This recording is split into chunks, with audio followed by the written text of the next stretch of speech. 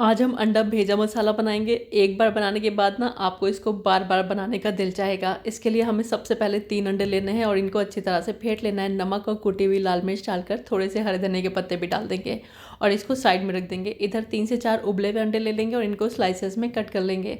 तो मैंने स्लाइसर से कट किए हैं, आप चाहें तो नाइफ से भी कट कर सकते हैं। साइड में रख देंगे। इधर पैन के अंदर आधा कप के करीब तेल को गर्म करके इसमें 1 टीस्पून जीरा डाल देंगे और बारीक कटी हुई प्याज डाल देंगे। सॉफ्ट हो जाने तक फ्राई कर लेंगे। जब हमारी प्याज सॉफ्ट हो जाएगी इसमें जाएंगे कुछ पाउडर्ड मसाले। तो जो भी इंग्रेडिएंट्स यहाँ पर यूज़ हुए हैं उनकी क्वांटिटी मिल जाएगी आपको डिस्क्रिप्शन बॉक्स में।